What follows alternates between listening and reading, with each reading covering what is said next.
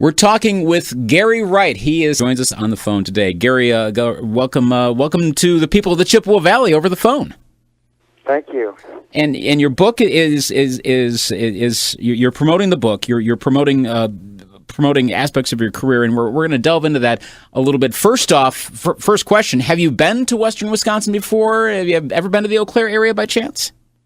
I don't think I have. No, I mean I've been to obviously Milwaukee and places like that, but I've never been to Western Wisconsin. Up a little bit east of the Twin Cities. Right. Okay. And we're actually really closer. We're about 90 minutes east of Minneapolis is usually how I like to put it. We talk in terms of how many minutes we're away as opposed to miles, but I know. but it's a beautiful place. You're really going to like it up here when you come on by later on this month. I bet I will. I hear it's wonderful. I went to. I think I drove into a little bit of Wisconsin when I made a trip once to Iron Mountain, Michigan, to visit a friend of mine. And I remember driving through parts of Wisconsin. We came in from Chicago. But it was very beautiful, I know that. Mm-hmm. And you probably... Is it the land of many cheeses, or is it the land of 1,000 lakes? I can't remember. Well, here's the thing. Minnesota is the land of 10,000 lakes, and we're known for our cheese, but Wisconsin actually has more lakes than Minnesota. So you really get them both when you go through this state. Yeah. You're going to find it really beautiful here. So yeah, definitely enjoy when you come by. Your particular show, as I understand, and fill in the details on this. I believe you have an accompanist, a pianist with you. I believe. Are you also playing keyboard, playing synthesizer? Or are you just singing? And then, of course, with their stories as well. Kind of describe the show. Well, the show is actually. I do about half of the songs just with my keyboard player, my piano player. The other half I do to backing tracks that I created in my studio. And then there's 2 readings that I do throughout the show for my new book. And there's a slideshow which has rare, never before seen photos of myself, some with George Harrison and Ringo, and just some cool shots that I think people would like to see.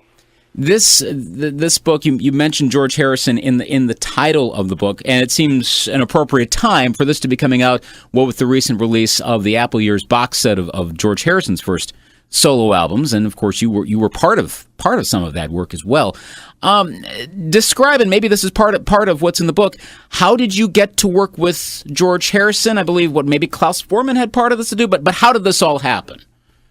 Yeah, it happened through Klaus, because Klaus and George were very close, and I was producing at the time. That's after I left the band I was in, Spooky Tooth, and I was working with producer Jimmy Miller, who would produce Traffic, Spooky Tooth, and just got the job for doing the Stones.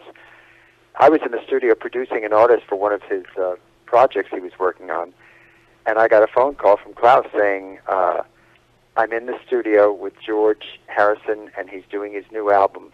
Phil Spector is producing. They need an extra keyboard player. Can you come right away? And I said, of course, I'll do that. And I jumped in my car and drove over and was blown away when I walked into the studio. There was Ringo and Eric Clapton and Billy Preston and a whole bunch of great musicians. I felt in awe. How many tracks in the album? And I suppose I could just take a look at the liner notes and probably get the answer right there. But for anyone curious, any particular parts on any of the tracks in that album that really stand out as one of your keyboard parts? I played on the entire album. I played keyboards. Nice. And on all his future albums, I played on every one of his albums. I think with the exception of Gon Tropo. The one from '82, but yeah, in fact, I saw you had elements going even into the late '80s, getting up to Cloud 9 and some of those works. Tell me from the time you worked with George Harrison, are there any particular stories? And again, maybe this is stuff in the book, so maybe we should just say read the book and find out. But are there any, shall we say, unique stories or things that people wouldn't have suspected of your time working with George Harrison? Well, George had a great sense of humor.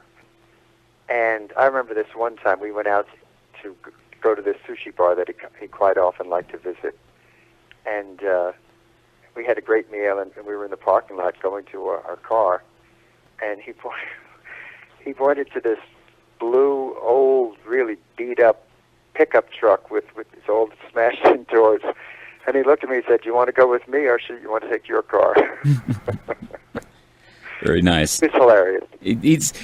He had a unique sense of humor. That's Gary Wright, the legendary singer of the 70s, has died. According to a couple of reports that are coming out in this exact moment in time, Gary actually passed on as a result of Parkinson disease, which he has struggled with the past 6 to 7 years. He actually passed on in his home at the Palos Verdes Estate, that is in California. His son Justin came out and updated the public about what was happening with regards to his father, and actually appreciated everyone who sent in messages of prayers, who have been actually praying for his family and his dad to be particular. He also came out and appreciated all the nurses at the hospital where his dad was actually being given health care treatment.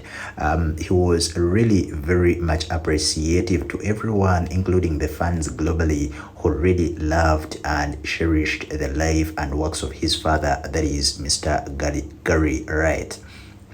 His friend and a very close one, that is Stephen Bishop. Then we also saw John Ford Coley coming out on social media, attaching a couple of photos, actually sending in their messages of condolences.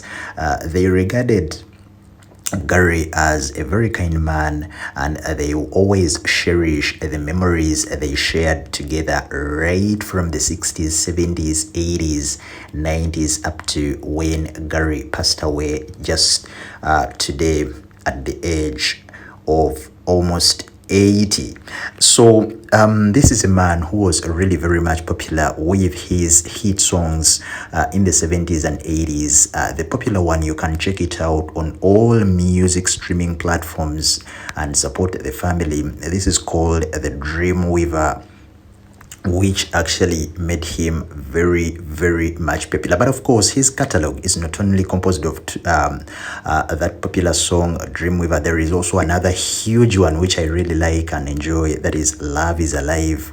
And his catalog is more than those two. Very big catalog. He was really talented, a pianist, a guitarist, a singer, a man with a huge and soothing voice. Indeed, his passing on will leave a very huge gap within the entertainment and rock industry. He was, by the way, part of the team, or the keyboard team that actually composed George Harrison, his close friend. Also, he has talked about him in that album in that interview when he actually was trying to make that album, All Things Must Pass. George invited Gary to actually offer him services with regards to piano works, and he did really a very tremendous job. So we send our deepest condolences to the family, friends, and everyone who was close to Gary Wright. Rest in power, the King Gary.